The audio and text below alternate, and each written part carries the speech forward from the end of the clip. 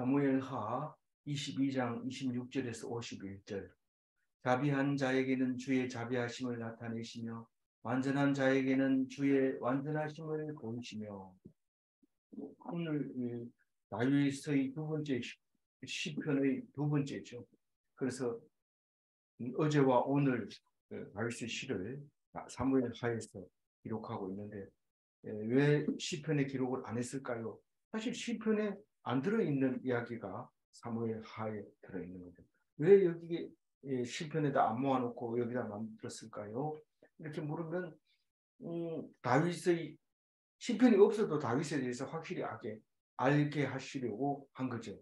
그러니까 다윗의 신앙이 이 시편 속에 들어있는데, 물론 이제 시편에도 있지만은 사무엘하에도 넣어야 된다. 그래서 넣고 못 들어간 것이 이제 시편에 들어갔는데, 시편이 별로 안 좋아서 그런 게 아니라, 이 시편은 사무엘하는 역사서, 될 수 있으면 역사적인 그 성질이 더 있을 때는 사무엘하에 넣고, 그거보다 더 큰 다른 은혜가 있으면 시편에 들어가고 이렇게 됐는데, 길진 않아요. 그러니까 어제와 오늘 이틀 시를 읽게 되는데, 사실 읽으면 시편처럼 완전히 시편으로 읽어야 되죠. 그러니까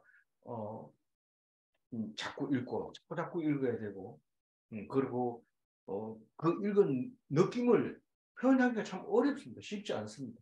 표현하기가 쉽지 않지만 엄청난 그 느낌이 그 속에 들어있는데, 읽을 때마다 다르게 느껴지고 이렇게 하기 때문에 시편은 그냥 마음을 놓고 날 때마다 읽어주고, 그렇게 했을 때 그 시편은 있는 거죠. 이야기를 앞에 문제가 어떻게 됐는데 뒤에가 어떻게, 이게 지금 그렇게 노래 속에는 잘 안 나타나는 거죠. 그러나 근본적인 사상은 깊이 우리가 박혀 있다는 것을 보면서 오늘 시편 속에서 다윗을 새롭게 볼 수 있어야 됩니다. 사실 오늘 중요한 얘기가 제가 꼭 잊지 말아야 될 게 두 군데가 있는데, 한 가지는 오늘 중심 말씀으로 잡은 46절이고, 이거 말고 먼저 중심으로 잡으려고 했던 36절이 있는데, 그 두 가지는 진짜 놓쳐서는 안 된다. 그런 구절인 것 같아요. 오늘 26절부터 천천히 읽으면서 그것을 찾아내시기 바랍니다. 그 앞에서는 뒤에서나 노래니까요. 그냥 읽은 겁니다. 하나님은 자비로운 자를 자비로 대해 주시고 진실한 자를 진실로 대해 주신다. 오늘 하나님을 늘 얘기할 때 거울처럼, 내가 하나님께 가까이 가면 하나님은 두 발 가까이 오시고, 이런 거울로 비유를 할 때가 많이 있는데, 정말 나는 하나님을 믿어도 너는 안 믿는다 이러면서 막 박대하고 홀대하고 이렇게 하면 그거는 엉터리인 거예요. 왜냐하면 그게 하나님으로 대했을 때 하나님이 나를 그렇게 대하기 때문에. 그래서 우리는 하나님은 거울이시다. 네가 기쁘면 하나님이 기뻐하고, 네가 즐거워하면 하나님이 즐겁고, 그런 거죠. 그래서 하나님이 너를 사랑하는 내 아들이다 이랬을 때 하나님 감사합니다 이러면 하나님 되게 기뻐하지만은, 보이지도 않는데 내가 어떻게 알아? 이러면 하나님이 싫어하는데, 하나님 싫어하면 뭔가가 찝찝하고 뭔가 해결이 안 되고 잘 될 것 같았는데 안 되고 만사불통이죠. 그렇게 되는 것을 우리가 알 수 있는데, 그걸 오늘 26절에서 얘기하고 있는 거죠. 우리 하나님이나 자비롭고 하나님이나 완전하지, 사람이 어떻게 자비 있고 어떻게 완전할 수 있느냐? 그런데 하나님은 네가 나의 형상과 모양을 닮아서 만들어 놓았는데 네가 나와 같이 되기를 원한다. 그리고 우리에게 말씀하시는 소리를 들어요. 귀 기울여서 들어요. 그래서 사람한테는 잘 안 보여도 하나님한테 잘 보이고 싶어가지고 애를 쓰지만 딴 거 없어요. 항상 기뻐하고 감사하고 기도하고, 그러면 하나님이 좋아하고, 그게 하나님의 뜻이고, 막 힘들고 괴롭게 할 때 왜 이렇게 줍니까 하고 기도하면 내가 너를 사랑하기 때문에 그렇다. 기뻐해야 되죠. 그리고 일이 이렇든지 저렇든지 꼬이든지 안 꼬이든지 감사해야 되죠. 그게 하나님이 바로 그것 때문에 내가 너를 고난스럽게 했다 하는 것을 말할 때 진짜 평안이 오게 되는 거죠. 그게 하늘나라고, 그게 천국이고, 그게 거듭난 거고, 그게 영원히 없어지지 않는 한 천국이 됩니다. 하나님 나라가 이 땅에 임하게 하옵소서. 기도만 해놓고 자기는 성질 내고 화내고 용서하지 못한다 이러고 이러면 그건 하늘나라가 임할 수가 없는 거죠. 27절 같이 읽어봅니다. 깨끗한 깨끗한 자에게 주의 깨끗하심을 보이시며 보이시며 사악한 자에게는 주의 거스리심을 보이시다. 이 앞절 깨끗한 자는 주의 깨끗하심을 보이시며 이건 앞에 거나 동등하게 뭡니까? 순수한 사람, 마음에 그 욕심이 없고 뭐 이기심이 없고 뭐 다른 뜻이 있는 게 아니고 있는 그대로 그냥 있는 그대로 하나님 주시는 대로 감사하고 기뻐하는 이 사람에게는 하나님 그대로 해줍니다.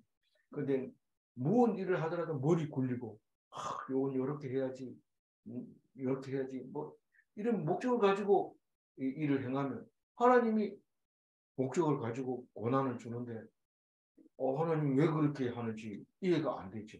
근데 네 일을 봐라, 네 일을 봐라. 니는 그렇게 대드는데 그럼 니 감사 한번 해봤나? 이러고 기도할 때 뭐 해주세요, 뭐 해주세요. 하나님이 니는 나한테 뭐 해줬는데 이런 물으면 할 말이 없잖아요. 그러니까 이건 깨끗한 자는 깨끗하심을 보이시면 이럴 때 나를 그대로 하나님 보고 계시고 하나님 그대로 대해 주신다는 것을 잊어버리면 안 됩니다. 그래서 우리가 날마다 기도할 때 우리가 우리 죄를 사하여 주신 같이 우리 죄를 사하여 주시옵시고 그런데 우리는 죄도 사하지도 않고 하나님한테 용서해 주세요 이렇게 기도하면 하나님 들어주겠어요? 안 들어줍니다. 그러니까 우리가 다 용서해주고 그러고 나서 하나님께 용서해달라고 그래 네가 한 거대로 내가 용서해줄게 100% 해줍니다. 그게 믿음이죠. 그런데 27절에 다른 얘기를 또 하죠. 이거는 사악한 자에게 주의 거스리심을 보이시리니 뭐맹 거울이는 거울이지만은 이 앞에 자비나 완전한 거나 깨끗한 거나 하나님께 가까이 가는 걸 얘기하는 거고 사악한 자는 하나님과 멀어지는 걸 얘기하기 때문에 제가 색깔 다른 걸 칠해놓은 거죠. 왜냐하면 가까이 가는 게 뭔지 완전한 게 뭔지 깨끗한 게 뭔지 모르는 사람에게 사악한 자라는 말을 씀으로써 내가 지금 완전한 게 아니고 사악한 자를 이구나. 사악한 자가 어떻다고요? 주의 거스르심을 보이시리니 이거 하는데 일이 자꾸 막혀. 그러면 이게 하나님이 깨끗한 게 아니고 내 욕심이고 이게 하나님이 나를 네 자신을 보라고 일이 안 풀리게 만들어 주는 거고. 그래서 시편을 읽을 때 다른 거를 읽는 것보다가 훨씬 많은 은혜를 받을 수 있어요. 이런 걸 보면 이건 뭐 역사서에 사실 기록이 안 돼도 좋은 건데 다윗이 이런 시를 썼다. 이런 글로 말을 우리에게 가르쳐 줬다. 이런 그 의미만 가지고도 이것을 읽어야 될 이유에 충분한 이유가 있는 거죠. 28절 읽어볼까요? 주께서 공고한 백성은 구원하시고 교만한 자를 살피사 낮추시리. 우리는 무슨 말을 설명할 때 또 그 얘기를 해봐야 소용없습니다. 상대 뭐 비슷한 거를 얘기해야 돼요. 그러니까 우리 집이 뭐 몇 번째 있다고 아무리 얘기를 해도 매천동 17길, 매천로 17길 37-4 이게 얘기를 해도 못 알아먹지만은 그 앞집에 그 건호 빌라가 있다 이러면은 건호 빌라는 간판에 붙어서니까 잘 알죠. 그럼 금방 찾아버린 거죠. 그래서 반대 이야기를 함으로써 이쪽을 확실하게 알 수 있게 됐는데 주께서 공고한 백성을 구원하시고 공고한 백성이 뭡니까? 가난하고 힘들고 어려운 그런 백성을 하나님이 안 죽이고 살려서 오히려 그렇지 않은 사람보다 더 잘 살릴 수도 있다. 살리신다. 그 말을 할 때 적당히 설명할 게 없어요. 그럼 잘 모르면 외우면 나중에 시험 칠 때 나오면 쓰면 돼. 이런데 외워도 안 돼요. 잊어버리거든. 이게 공고한 건지 모르니까요. 근데 뒤에 거를 읽어보면은 이 공고한 게 뭔지를 상대적으로 표현했죠. 교만한 자를 살피사 낮추시리이다. 이 낮아 있는 사람이 공고하고 있는 공고한 사람인데 먹을 게 없고 뭐 남 옆에 내놓을 게 없고 뭐 이렇게 돈으로 자랑할 거 없고 이렇게 공고한 사람이죠.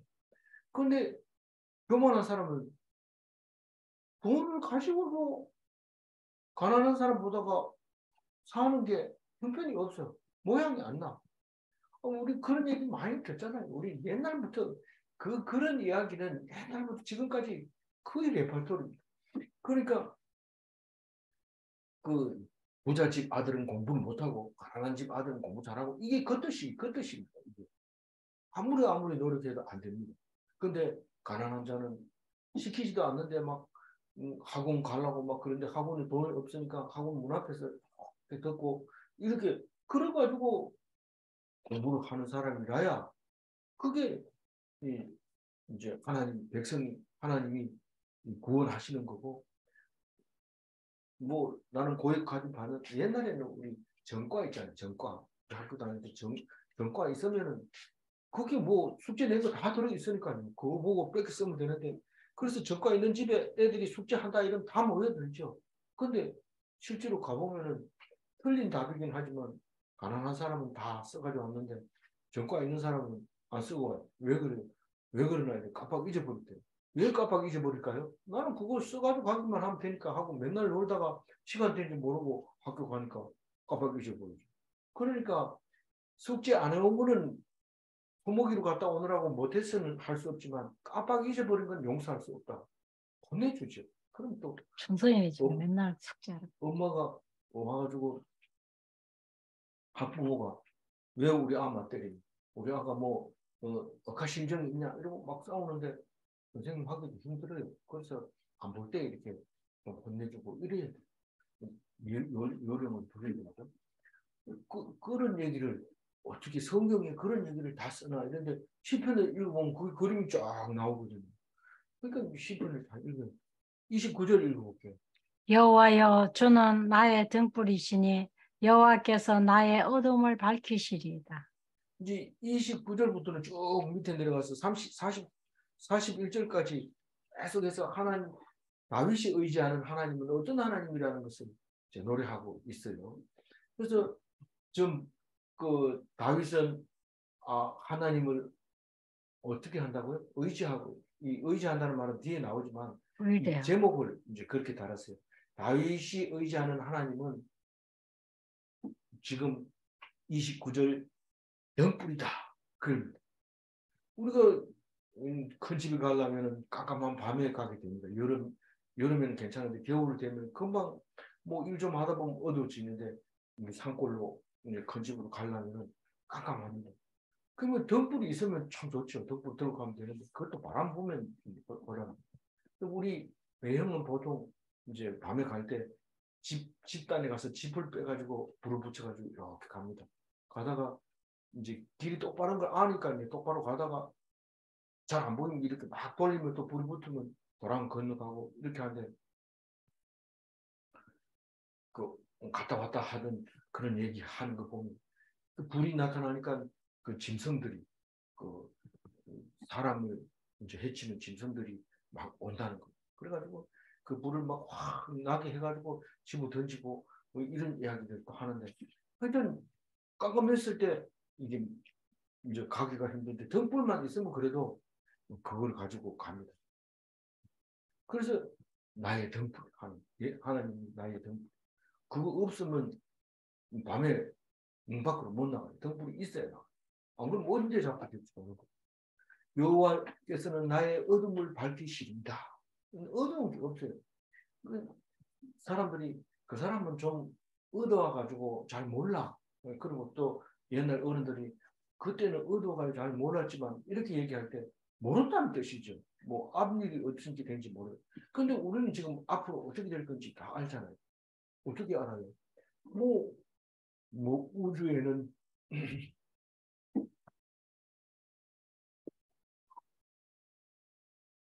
생물이 있다는 것까지 다 알아냈어요.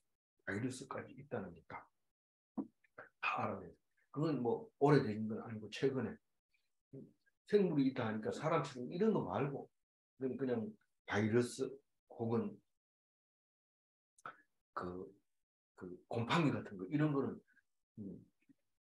있는 별을 많이 발견을 했어요. 색깔만 가지고도 뭐 판단할 정도로 그렇게 실력이 좋아졌어요. 근데 이제 고등 생물이 없다는 거죠. 우리처럼 생각하고 뭐 만들어내고 이런 건 없다는 거죠.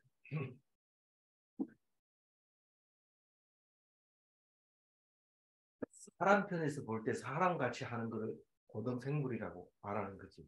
사실은 그 용광로 그 화산 속에 사는 생물 그거는 어떤 생각을 할까요? 우리는 이렇게 뜨거워도 산다 이러면서 자기들이 생물이 최고 좋은 걸로 생각을 하겠죠. 근데 사람 컴퓨터 만드니까 사람이 머리가 제일 좋으니까 이런 생물이 필요하다 이런데 그거는 생물마다 다 다른 거죠. 자기 입장에서 얘기하는. 근데 우리가 살고 있는 지구만 우리 건줄 아는데 지금 원자 폭탄이 터지면 사람이 굉장히 취약해서 위험합니다. 원자 폭탄 터질까봐 제일 걱정하는데 원자 폭탄 감마선, 알파선을 먹고 자라는 벌레를 발견한 거예요. 그러니까 우리는 상상을 초월하는 거죠. 그 원자력 발전소가 터져서 그 많은 사람이 죽은 체르노빌 같은데도 지금 가가지고 몇십 년 지난 뒤에 가보니까 생태계가 그냥 원상 회복돼서 쫙 돌아갑니다. 그럼 그 사람 그 생물에게는 방사능이 누출이 안 됐냐? 방사능 누출된 상태에서 그냥 막 살아가는 거예요. 그 돼지도 쥐도 뭐 이런 것들이 그 제비 같은 경우는 방사능 노출이 굉장히 약해가지고 살짝 지나가도 다 죽어버리는데 나중에 보니까 그 면역성이 있는 제비들이 살아간다는 거예요. 그럼 우리는 우리 입장에서만 자꾸 생각하고 뭐 화성에 뭐 사람 생물이 있냐 이런데 생물 이름은 사람처럼 생긴 거 뭐 귀 두 개가 달린 거 귀는 다 두 개 달렸지만 다리가 여러 개 있는 거 이런 걸 자꾸 그림을 그려가지고 상상하는데 그런 거는 있어도 괜찮고 없어도 괜찮고 어차피 우리하고 소통이 안 되는 거니까요.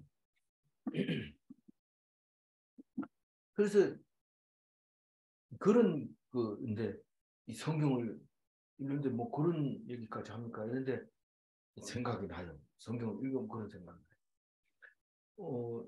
30절 읽어볼까요? 내가 주를 의뢰하고 적진으로 달리며 내 하나님을 의지하고 성벽을 뛰어넘나이다. 만약에 우리 편이 하나도 없고 내 혼자뿐이다. 그럼 적진을 달리기가 굉장히 어렵습니다. 근데 뒤에서 하나님이 탁 지키고 있는데 정군 만마가 기다리고 있다, 지키고 있다 이러면 막 뛰어넘을 수 있는 그 힘이 생기는 거죠. 의뢰하고 이러면 믿고 의지하고 부탁을 하고 그런 뜻이죠. 그리고 하나님을 의지하고 성벽을 뛰어넘는다. 성벽은 올라가면 어떻게 돼요? 위에서 화살을 쏘고 이러기 때문에 못 뛰어넘는데 이게 자신감이 넘치니까 화살을 쏴든지 말든지 마음대로 해라 이러고 확 올라가는데 못 맞춥니다. 그거를. 그래 넘어버려요. 그러니까 겁먹지 말고 뛰어넘어 이러고 저기 수장이 얘기를 하면 복종하고 뛰어넘는데 일부는 죽죠. 근데 일부는 사니까 그 사는 걸로 말미암아 전쟁이 끝나니까 그런 사병들이 그런 명령이 복종하도록 아예 만들어 놓은 거죠.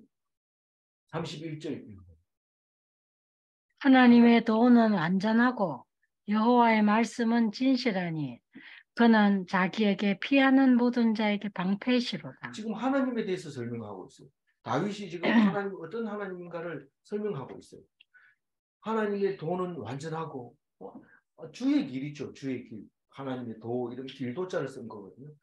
그러니까 옛날에 우리가 도 이러면은 뭐 도닦으러 갔다, 뭐 도사다, 뭐 이런 말을 쓰는데 그게 하나님의 길, 그러니까 주의 길, 그게 인생의 내비게이션, 그걸 말하는 거예요. 이게 성경 말씀은 완전해요. 어디를 읽어도 부족함이 없고 우리에게 충분한 설명을 해줄 수 있는 게 성경이기 때문에 우리는 밥솥을 사놓고 쓸 줄 아냐 모르냐 이거는 설명서를 읽는 거나 마찬가지로 우리 인생이 태어났으면 이 설명서를 읽고 그 설명서대로 살다가 가야 성공한 삶이고 또 영원히 죽지 않는 삶인데 영원히 죽지 않는 삶이 뭐가 그리 좋아요? 지금 이 땅에서 사는 게 정말 재밌는 사람은 영원히 죽지 않는 것을 바라지만 힘들고 어려운 사람은 빨리 죽여주세요 이렇게 합니다. 그래가지고 죽음이 축복이다 이렇게 얘기하는 사람이 있는데 이 성경은 대부분 어려운 사람들이 그 죽음을 직면하고 하나님한테 기도할 때 너 고생하는 건 이제 끝났다. 네가 바라고 원하는 대로 천국에 보내줄게. 그렇게 해서 그것을 믿고 기쁨으로 힘을 얻고 가는 것들. 완전한 길입니다. 하나님의 길은 완전한 길입니다. 하나님의 길이 딴 게 아니고 여호와의 말씀인데 그 여호와의 말씀은 어떻다고요? 진실하다. 그리고 그는 자기에게 피하는 모든 자에게 방패시리다. 그가 누굽니까? 하나님이 아닙니까? 하나님은 하나님께 피하는 모든 자에게 뭐가 된다고요? 방패가 된다. 그게 방패가 뭔 말이냐? 도피성, 피난처, 대적이 들어오지 못하는 곳, 뭐 이렇게. 대적이 왜 하나님께 못 가냐? 나도 하나님 믿는다 이러면서 가는데 하나님 믿는 사람은 모든 사람이 형제지 대적이 아닙니다. 이스라엘 백성은 죽어도 이스라엘 백성은 같은 민족이고 같은 백성이지 그게 대적이 아닙니다. 그래서 대적은 하나님께 뭐 가까이 올 수가 없습니다. 32절 읽어봅니다. 여호와 외에 누가 하나님이며 우리 하나님 외에 누가 반석이냐? 유일하신 반석, 기초, 이 파운데이션. 얼굴에 바르는 파운데이션을 바를 때마다 그 생각을 해요. 하나님이 기초다. 그 기초가 있어야지 다른 화장품도 바른다. 근데 요즘은 화장품이 발달돼가지고 파운데이션이라는 말이 없는 것 같아요. 옛날에는 파운데이션 이런 여자들 입속에서 늘 이렇게 있었는데 그게 없어요. 33절 읽어봅니다. 하나님은 나의 견고한 요새시며 나를 안전한 곳으로 인도하신다. 이제 천천히 시간이 있을 때마다 이렇게 묵상을 해야 되는데 이 절수가 길어가지고 될 수 있으면 빨리 가려고 하니까 정신 차리고 빨리 읽어주세요. 하나님은 요새다. 안전한 곳이다. 하나님께 피하면 다 된다. 급한 일이 있으면 119를 불러야지 이런데 믿음 좋은 사람은 기도부터 합니다.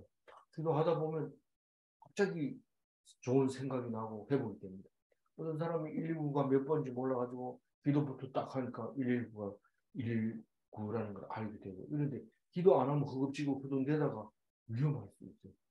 그 나를 안전한 곳으로 인도하시는 하나님. 34절 읽어봅니다. 나의 발로 암사자 발 같게 하시며 나를 높은 곳으로 세우시며 암사자는요. 죄송합니다. 암사슴은 그 염소하고 비슷해가지고 자꾸 높은 곳에 뾰족한 곳에 올라가려고 합니다.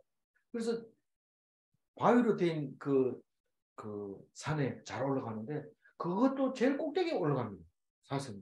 왜 그래 만들어놨는지 몰라요. 근데 사자들이 뛰어가가지고 잡아먹으려 하는데 삐죽삐죽한 그 날카로운 바위에 못 갑니다. 그러면 사슴은 그 뾰족한 데 앉아가지고 불안하니까 하고 울지만 사자는 그걸 보고도 못 잡습니다. 날카롭고 비탈길이고 절벽이고 이래서 못 가는 그 동물의 왕국을 보면 그 사자들이 뛰어가는데 사자들도 이 절벽을 잘 타요. 근데 사슴만큼은 못하죠. 그러니까 도망갈 수 있는.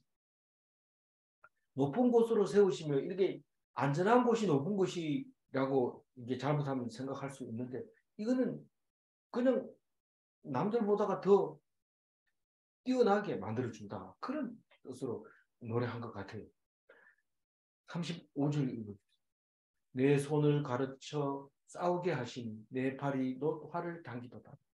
전쟁에 나갔는데 싸울 줄 모르고 힘이 없으면 활이 있어도 쏠 줄 모르고 이 방아쇠 당기는 방법 이렇게 조종하는 것을 모르면 쓸 줄 모르는데 하나님이 다 가르쳐줘요. 처음 보는 무기인데도 보면 알 수 있도록 그렇게 만들어요. 36절 읽어주세요. 주께서 또 주의 구원의 방패를 내게 주시며 주의 온유함이 나를 크게 하셨나이다. 이 구원의 방패를 내게 주시며 이 말은 그 솔로몬 때도 얘기하고 그 이후에도 계속 얘기를 합니다. 뭔 말이냐면 그 싸움을 위해서 말을 만들고 병거를 만들고 군사를 소집하지 마라. 그 얘기입니다. 왜냐하면 내가 방패고 내가 활이고 내만 있으면 다 이긴다 이 얘기인데 그렇게 안 하고 세상 사람처럼 그렇게 하다가 이제 혼나죠. 다윗도 마지막에 그런 사건이 있었는데 그걸 제일 마지막에 적어놔요. 사람들이 숫자가 얼마인지 세보고 내가 이 나라를 종으로 삼을까? 이 나라를 다스릴까? 아니면 쳐들어오면 우리가 항복해야 될까? 이러고 자기 생각을 정립하기 위해서 인구를 조사하고 싶은 마음이 생기도록 했는데 사실은 사탄이 그렇게 충동질을 한 거죠. 너 그렇게 편하게 있다가 나중에 다치기 전에 군비를 좀 확장시켜가지고 좀 옆에 사람들이 못 오게 해. 이런데 내가 뛰면은 딴 사람은 날아버려요.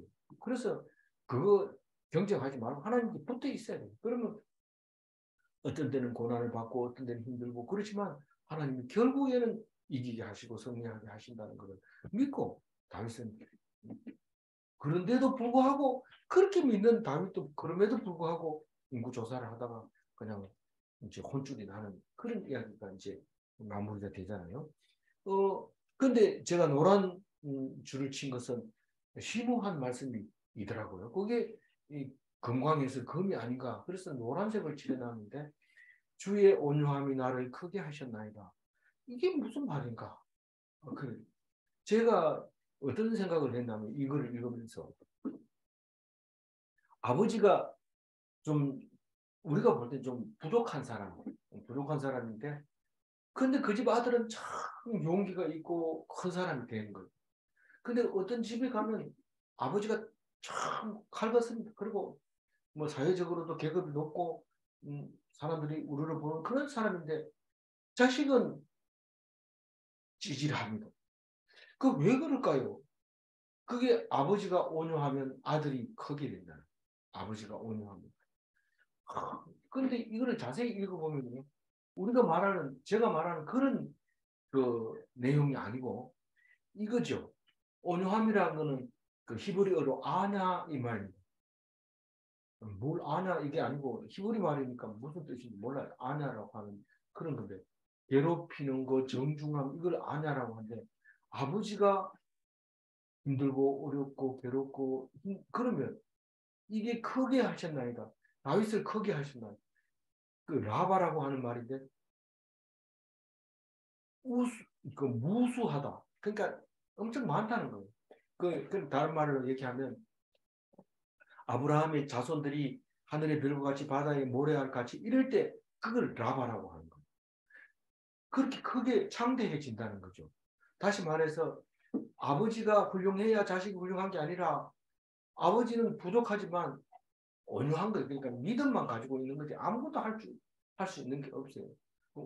아들 보고 씩 웃으면서 참 훌륭하게 될 아들이다. 그러면서 말도 못하고 그냥 입만 꾹 다물고 있으면 그 아들이 마음껏 합니다. 일을 마음껏 하면서 어떻게 하면 아버지를 도와드릴까 이러면서 하는데 하나님이 온유했기 때문에 다윗이 크게 됐다. 그 얘기를 합니다. 그래서 이거를 읽으면서 다윗의 시 속에서 이런 것들이 다 들어있구나. 그러면서 감사했죠. 37절 읽어봅니다. 내 그릇을 넓게 하셨고 내 발이 발이 미끄러지지 미끄러지지 아니하게 하셨나요? 내 발걸음을 넓게 했다니 그 사람은 마당발이야 이러면서 그 길을 넓혀 주셨다니 어디든지 갈 수 있게 하시고 사실 뭐 다윗은 멀리 갔다 소리가 아니에요. 그 중동 지방을 그어서 뭐 다른 데 벗어난 이야기는 안 하는데 말을 그렇게 하는 거예요. 그렇게 기도하는. 우린 뭐 넓은 세상 이런데 뭐가 넓나 이러니까 그 동네 골짜기를 넓다고 이렇게 하는데 골짜기가 넓은 게 아니라 세상은 엄청 넓은 거죠. 그런데 어디까지가 넓은 거냐? 그렇게 믿으면 넓은 거죠. 그리고 발이 미끄러지지 않는 게 뭐예요? 실족하지 않는 거잖아요. 넘어져 버리면 아무리 폼 나는 사람도 넘어지면 안 돼요. 그래서 안 넘어지려고 왕들은 아마 타고 다니잖아요. 여러 사람 얘기 때문에 미끄러지진 않아요. 38절입니다. 내가 내 원수를 뒤쫓아 멸하여 싸우며 그들을 무찌르기 전에는 돌이키지 아니하였나이다. 원수를 멸하고 반드시 싸웠다 하면 이기게 해준대. 누가 이기게 해줬어요? 하나님. 자기는 능력이 그렇게 안 돼요. 그러나 하나님이 그렇게 해주셨다. 39절 읽어보면. 내가 그들을 무찔러 전멸시켰더니 그들이 내 발 아래에 엎드러지고 능히 일어나지 못하였나이다. 하나님이 나를 이기게 해줬는데 그 사람들이 엎드러져 가지고 못 일어나요. 영원히 하나님 다윗의 백성으로 살겠습니다. 그리고 그 대적들이 그렇게 다윗을 섬기면서 살았다. 그렇게 읽어지죠. 47절. 이는 주께서 내게 전쟁하게 하려고 능력으로 내게 띠띠우고 일어나 나를 치는 자를 내게 굴복하게 하셨사오며. 이건 사실이죠. 하나님이 다윗을 전쟁하기 위해서 나라를 정평하게 하고 그리고 결국은 다윗을 보고 네가 성전을 지을 생각하지 마라. 너는 피를 너무 많이 흘렸다. 이렇게 하면서 못 짓게 하는데 그것도 다윗이 감사합니다. 감사하면서 솔로몬 네가 지어라. 내가 준비 다 해놨다. 이러면서 하는데 솔로몬이 지은 게 다윗이 지은 거고 예수님이 다윗이고 그런 거죠. 꼭 내가 해야 되는 게 아니고 하나님이 그렇게 인정해주면 그대로 되는 거죠.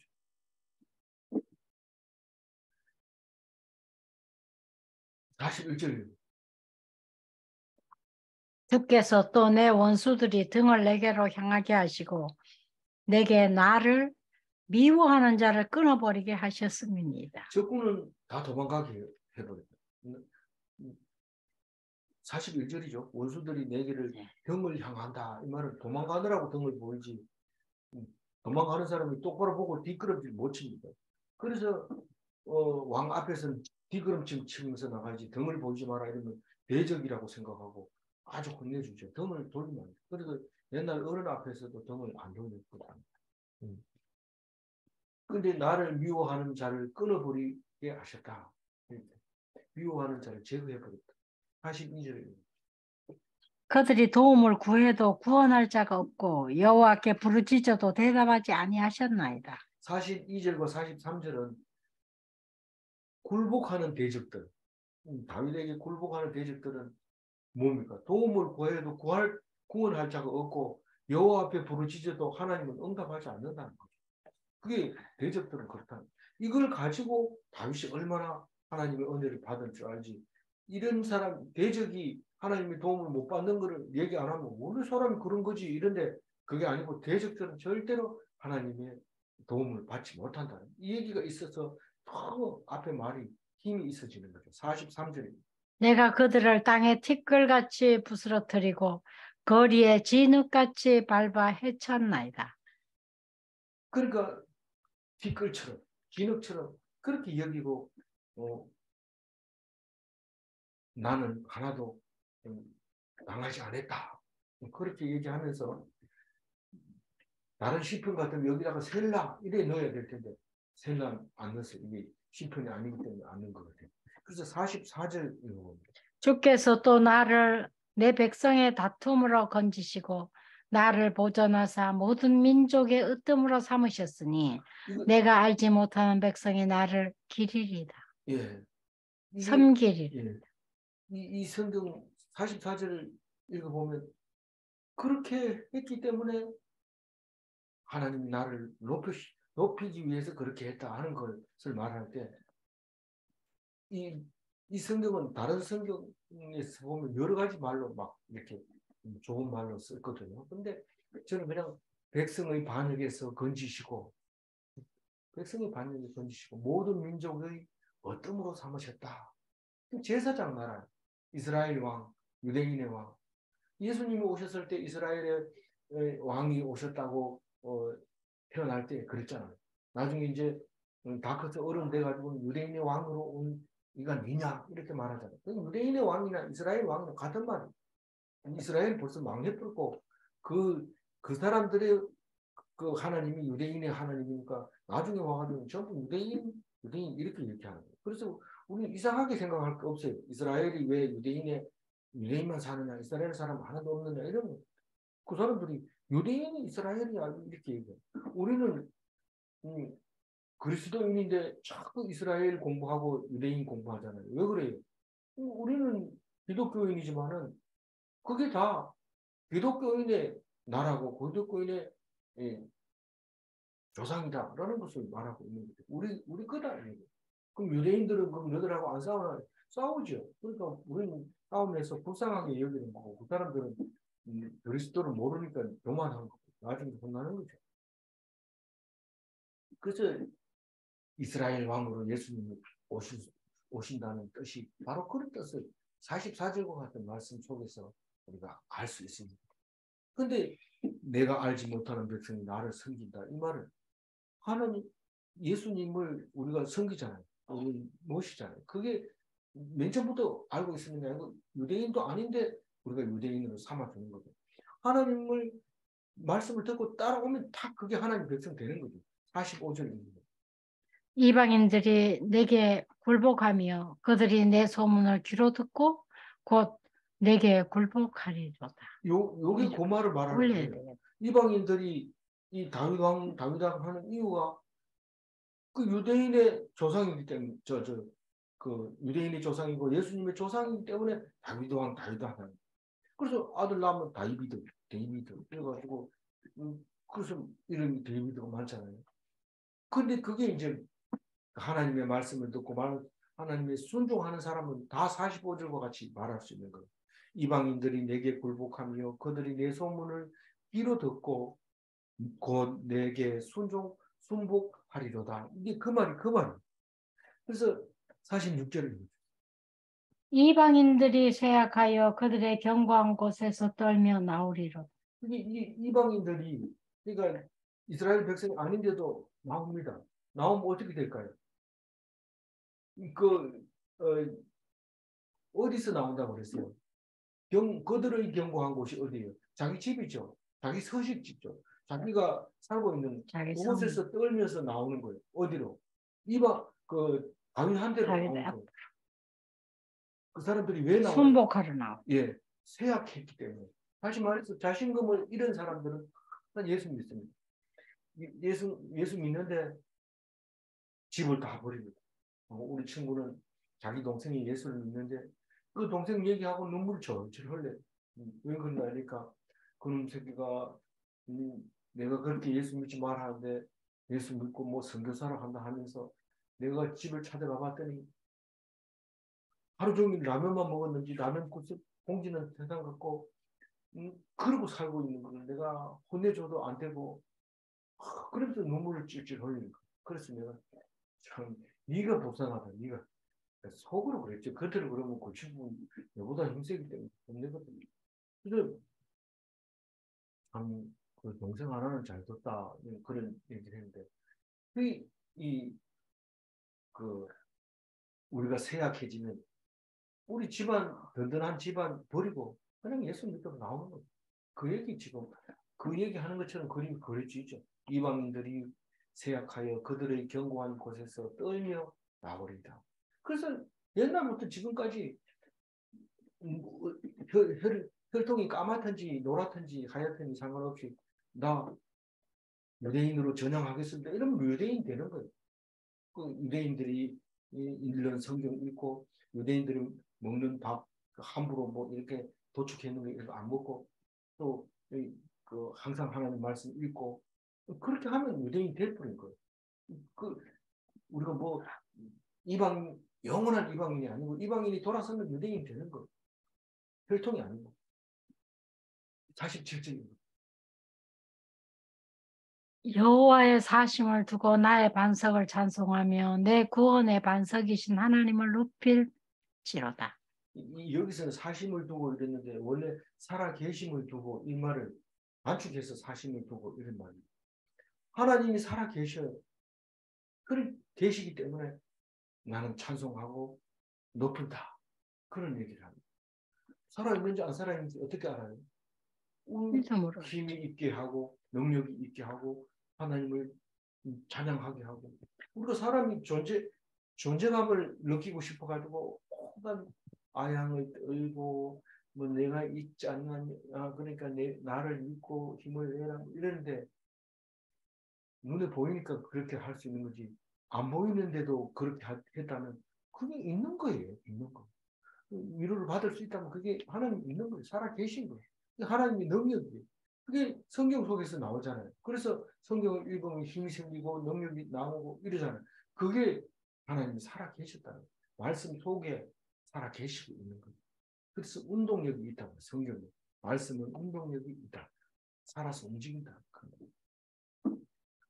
그래서 반석을 찬송한다 이러면 성경 말씀을 찬송하고 반석이신 하나님을 높인다 이 말은 말씀을 높이는 거예요. 높으라고 그러니까 성경을 안 보고 높은 데 얹어놓고 밟으면 안 되고 이런 그 말하는 게 아니잖아요. 하나님 말씀을 묵상하면서 이런 말이 있는지 몰랐다. 다른 건 다 제껴놓고 이 말씀 붙잡을게 이러면 그 높이는 거예요.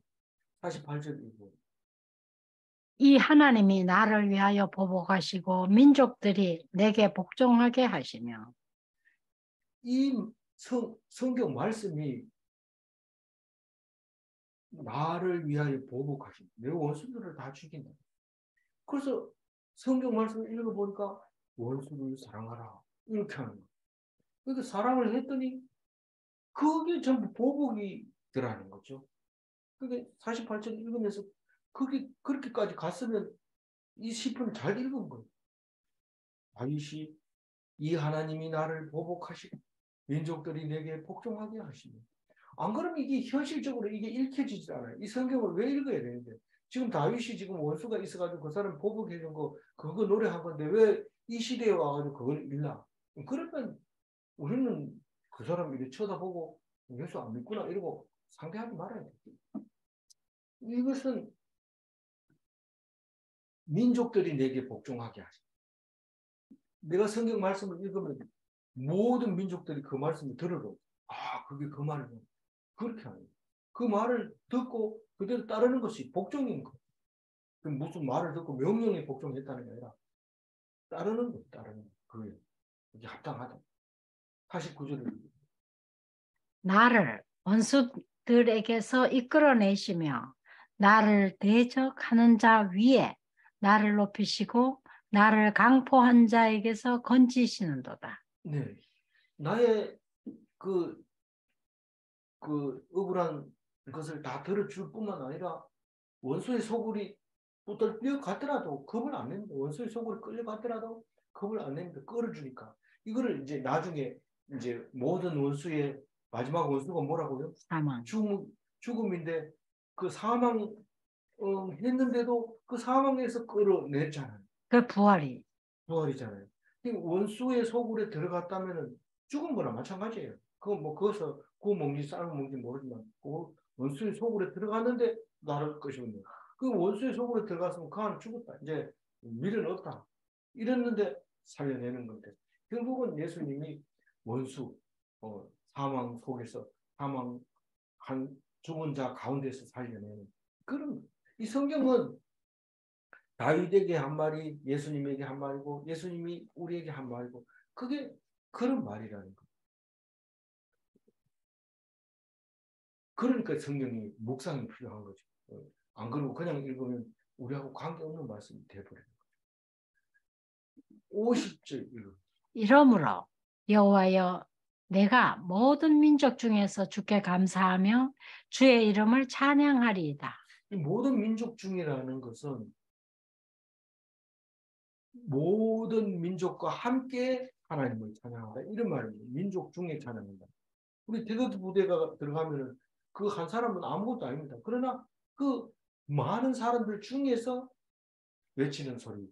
그거나 마찬가지로 우리가 예수 믿는 사람 모든 사람 속에서 하나님께 감사. 내 혼자 하는 게 아니라 우리 동역자들과 함께 하나님께 감사한다. 주의 이름을 찬양한다. 예수 얘기만 들으면 이렇게 가다가 예수 얘기하면 예수 믿어요. 그렇다. 그렇죠. 이러고 마음을 터놓을 수 있는데 다른 말 하면은 아직도 그런 거 믿어요. 이러면서 얘기를 하게 되죠. 그 조심해야죠. 그래도. 신천지가 들어옵니다. 마지막 51절 읽어봅니다. 여호와께서 그의 왕에게 큰 구원을 주시며 기름 부음 받은 자에게 인자를 베푸시니 영원하도록 다윗과 그 후손에게로다 하였다. 이 하였더라 이 말은 1절에 여호와께서 다윗을 모든 원수의 손과 사울의 손에서 구원하신 그날에 다윗이 이 노래의 말씀으로 여호와께 아뢰요. 이렇게 1절에 적어놨는데 그게 노래의 시작이고 여기서 오늘 말하는 하였더라 이 말은 끝이다 이런 뜻입니다. 제일 끝에 뭐라고 얘기합니까? 다윗과 다윗의 후손에게 어떻게 한다는 거예요? 영원토록 인자를 베풀어 주시다. 왕권을 영원히 베풀어 주겠다. 그래서 예수님이 다윗의 후손으로 난 거야. 나는 뭐 저기 요셉의 아들인데 어떻게 다윗의 후손입니까? 이러면 요셉의 아들이 뭐 이집트에서 왔더라도 뭐 상관없어요. 그냥 그 요셉이 유다 지파니까. 그 하나님의 다윗의 후손인 거예요. 그래서 예수님은 그 목소의 아들인데도 불구하고 알아보지도 안 하고 다짜고짜로 예수님 보고 다윗의 자손이요 막 이렇게 부르는 이유가 뭡니까? 이 증거를 보면서 왕에게 큰 구원을 주시고 기름 부은 자에게 인자를 베푸신 같이 그렇게 하니까 그렇게 믿는 거죠. 그래서 믿음 그것이 우리에게는 예수 그리스도를 아는 지식이 됩니다. 믿음은 지식입니다. 그래서 오늘 46절 읽고 다시 정리할게요. 이방인들이 쇠약하여 그들의 견고한 곳에서 떨며 나오리로다. 이 가난하고 뭐 그렇게 집이 떵떵거리고 살아도 마음이 약해지면 예수님한테 올 수밖에 없습니다. 거기서 담대함을 얻기 위해서. 부자도 믿을 사람이 없으면 쇠약해집니다. 부자도 이 쇠약한 가운데 죽는 신경쇠약이 걸릴 수 있는 사람이 마음이 있습니다. 근데 병약한 자도 믿는 구석이 있으면 아주 힘이 강하게 됩니다. 그래서 뭐 힘있게 살다가 가면은 그 사람은 잘 사는 거지만 맨날 비실비실 대다가 가면 잘 사는 게 아니고 잘 못 사는 거지. 그래서 믿음이 없는 자의 요새에 앉아 있어도 불안합니다. 요새에 앉아 있어도 믿음이 없으면 불안하고 큰 대적 앞에서도 승리의 믿음이 있다면 그 한번 상대해 볼 만하죠. 싸워서 이길 자신감이 생기니까. 아무쪼록 다윗과 같은 용사, 다윗과 같은 왕으로의 삶이 그리스도의 삶인 것을 알고 다윗과 같은 신앙을 가져서 예수 그리스도의 후손을 믿을 만한 그리스도인이 다 되시기를 바랍니다. 아멘. 기도하겠습니다. 하나님 감사합니다. 오늘 또 다윗을 통하여 당신 노래를 통하여 우리가 하나님을 다시 보게 해주셔서 감사합니다. 우리는 이것저것 따져서가 아니라 하나님께 무조건 찬양하고 하나님이 내 편이라는 것을 알고 힘을 얻고 믿어서 죽어가는 사람처럼 살지 않고 오직 영원히 죽지 않는 사람처럼 살 수 있도록 도와주옵소서. 우리는 알지 못하지만 하나님께서 믿음 주신 그 믿음으로 굳게 살아갈 갑니다. 도와주시고 인도하여 주옵소서. 감사하고 우리 주 예수 그리스도 이름으로 기도 올리옵나이다. 아멘.